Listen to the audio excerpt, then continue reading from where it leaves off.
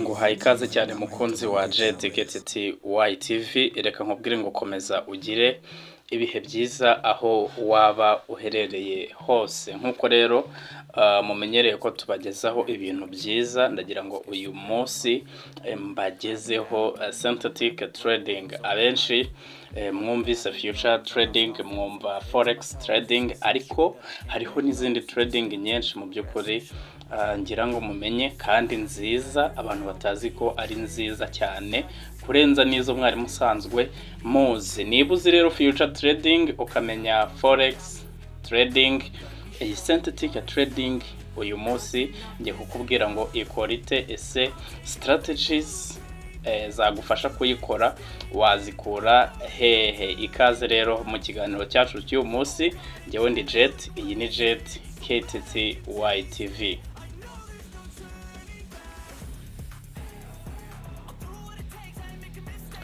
Dukomeje rero, synthetic no bucuruzi nkuko mubizi, ubucuruzi bwa online bw'amafaranga y'ikoranabuhanga burangwa no kuzamuka no kumanuka cyangwa se consolidation. No kuvuga ngo hari ubwo ifaranga rizamuka cyangwa se rikamanuka cyangwa se rikaguma umwo hagati. No kuvuga ngo iyo ryazamutse dukora buy, byamanuka tugakora sell, byaba riri aho hagati tukabyihorera.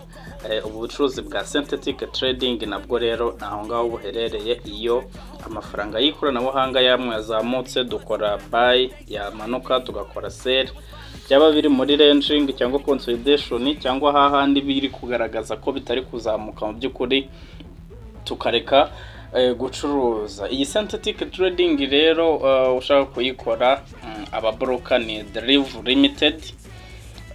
Ngira ngo no gukora link cyangwa se gukora account, ukuntu urakora account, link nashyize muri description, ariko ushobora no kuterebamo ukajya muri Chrome yawe ukaba wasearchinga app.deriv.com ugakoraho account ya demo. Gukora account rero ni ibintu bisanzwe, no gushyiramo email, imyirondoro yawe, ni ibintu bisanzwe, maze ukinjira muri account yawe. Ahangaha rero tugiye kuzarebera hamwe strategies ushobora gukoresha muri ubucuruzi bwa synthetic trading ukabasha kuba wakunguka, cyane ko ari n'ibintu bidasaba igishoro kinini cyane, kuko guhera ku madolari 5 urakora ushobora kugorowinga cyangwa se kuzamura account yawe y'amadolari 5 akagera ku madolari 200, akarenga 200 agakomeza, kuko guhera ku madolari 5 niyo makeya ushobora gutradinga. Kandi mu gihe ufite strategies nziza, hari ubwo ushobora gukoresha technical analysis, ariko hano tuzagenda tukugezaho strategy zigiye zitandukanye ushobora gukoresha. Hanyuma ngiye kukwereka nkuko bizi muri future trading tugira ama coins agiye atandukanye atradingwamo.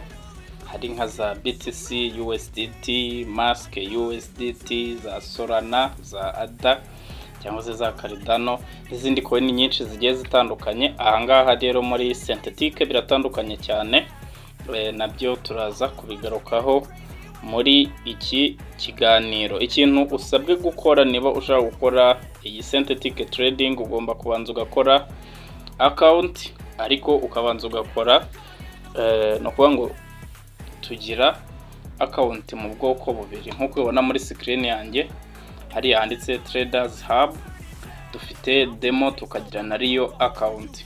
Ku mutangizi rero ubanza kujya hano muri demo kugira ngo uhabwe amadolari atari aya nyayo yo kwitorezaho ubu bucuruzi, ariko ugendeye kuri strategy tuzaguhereza. Nanakwibutsa gukora subscribe niba aribwo bwa mbere ugeze hano, kugira ngo ubwo tuzaba dutangiye gutanga strategy zikoreshwa hano muri ubu bucuruzi bwa synthetic trading utazabasha gucikanwa n'ibiganiro tugenda tukugezaho. Numara gukora account rero, mbere yuko tujya muri MetaTrader 5, cyane ko ariho ubu bucuruzi bukorerwa, ni muri MetaTrader 5 cyangwa MetaTrader 4, biterwa n'iyo ukoresha, ariko ku bantu bagendana n'ibigezweho barakoresha MetaTrader 5.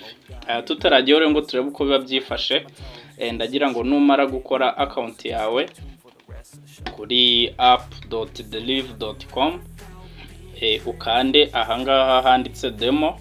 Urahasanga demo nariyo nkuko narimaze kubivuga. Numara gukanda demo nariyo rero uramanuka hepfo gatoya, ngira ngo hano urabona hari handitse ngo option and multiples, ariko tukagira n'ahandi handitse CFDS.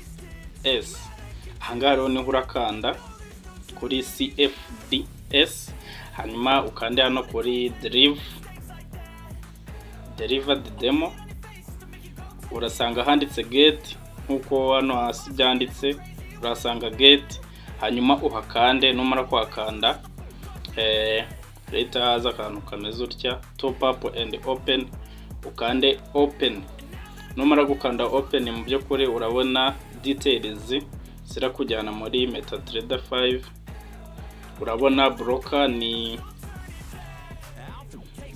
Deriv Limited, server ni Deriv demo, login ID irani imibare iragufasha gukora login, password yo ni wowe urabuyizi. Ugikanda kuri get barakubwira uyikereye, hanyuma icyo urakora no gukopinga iriya login ID, maze uhite werekeza muri MetaTrader 5. Reka tugeremo turebe. Yes, nugera muri MetaTrader 5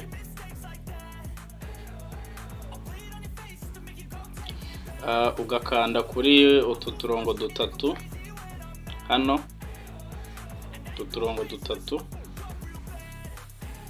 uraza kubona hano handitse manage accounts. Urahakanda.